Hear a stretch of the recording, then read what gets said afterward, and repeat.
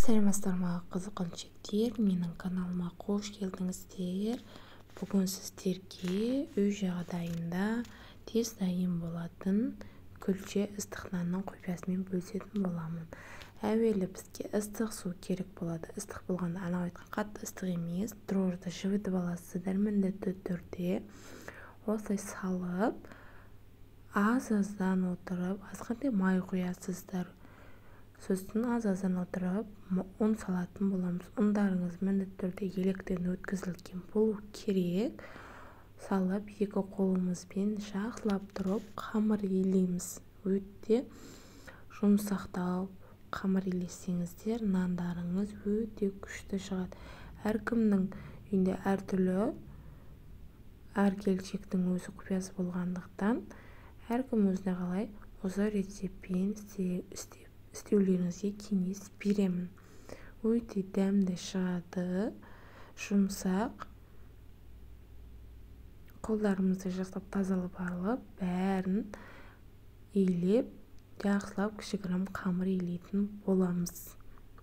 Достар, видеоны соңына дейін қараймыз. Маңызды жерлерін өткізіп алмау үшін видеоны до конца қараңыздар.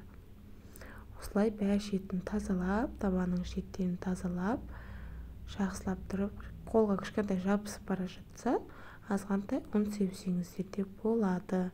Осылай себіп, жақсылап қамыр илейтін боламыз. Міне дайын болды. Енді үстіне пакет жабып, жарты сағатқа қойып қойсаңыздар болады. Тез ашиды. Осылай ашып, менде кіші, мен 4 суала істедім. Өте дәмді шықты.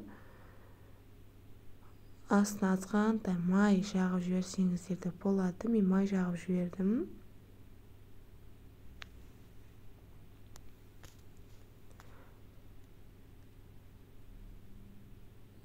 Кішігірім 4 суала шығарасыздар.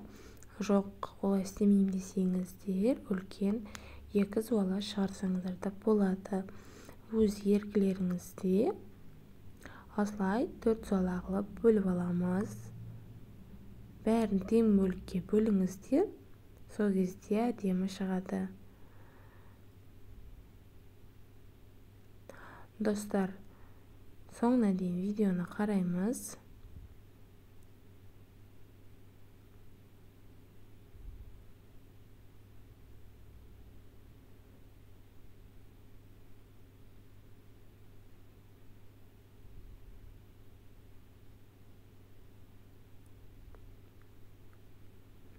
Енді азуала істейміз.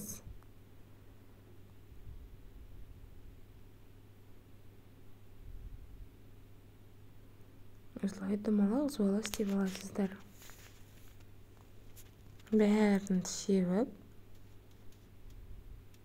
пакетпен жауып, үстіне 5 минутқа тындырып қоямыз. Сол кезде қамыр өте күшті нан шығады.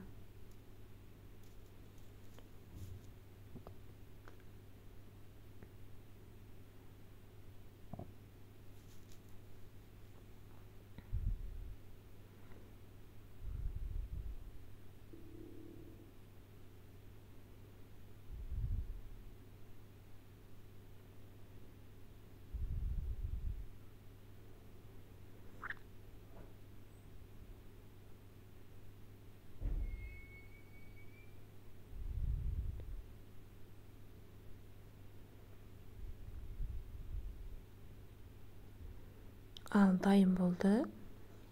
Енді үстін пакетпен жауып қойыңыздар. Болмаса беті қайысып қалады. Міндетті түрде пакет болмаса шашықпен үстін жауып қойсаңыздар болады. Шашық болмаса сүлгі, біз жақта шашық деп аталады.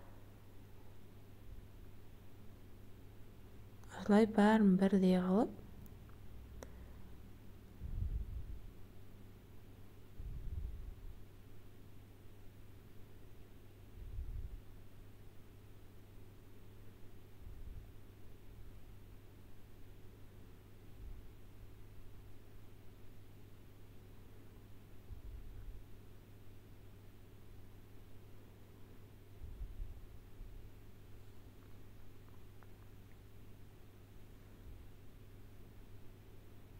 пакетпен жауып қойдық. Енді 5 минуттан кейін барып суала жасайтын боламыз. Қолдарыңызды қамырдың ортасымен басамыз. Сосын екі шетін жоғарыта бастаймыз. Ортасы сәл шұқыра болу керек. Шеті жұқа қылып ұстамаңыздар.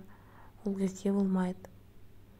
Әдемі суала жасаңыздар. Қолдарыңыз осылай да жасасаңыздар болады. Домалақ форма шығады. Мен қолмен істедім. Сол кезде пешкаларыңыз жағып, қыздырып қоя беріңіздер.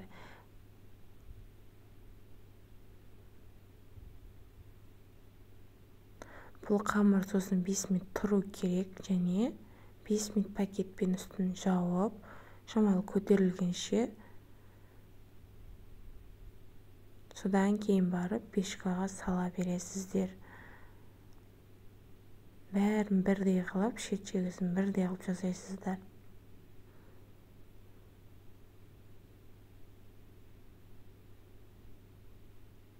Күнделікті өзім үйде жауып жүрген нанның рецептімен сіздерге бөлісіп жатырмын. Өте әдемі шығады. Қалада тұратын қыз-келіншектер болса, жаңадан келіп жатқан оқырмандар болса, осы рецептпен істеп көрулеріңізге кеңес беремін. Достар, менің каналыма тіркелмеген болсаңыздар, тіркеліп, лайк басып, комментарий жазуды ұмытпаңыздар. Сіздер көп адам без подписчик көреткенсіздер. Міндетті түрде менің каналыма тіркеліп, өз үлестеріңіз қоссаңыздар, достар, до конца көріп, үстін пакетпен жауып қоятын боламыз 5 минуттан кейін. Ал осындай салып аламыз. Және де шамалы бас жереміз екі шетін. Сосын шекіш болса, шекішпен ортасына ұрып,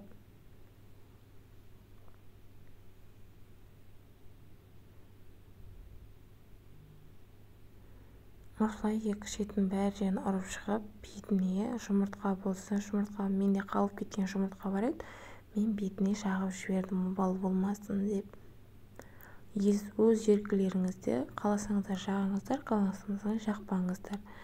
Осылай жұмыртқаны жағып аламыз.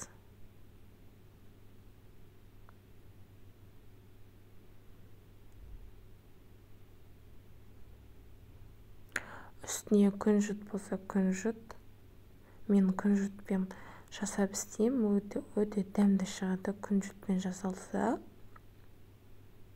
Осылай бәр шетіне жағып шығыңыздар. Дәмді, күшті рецепт.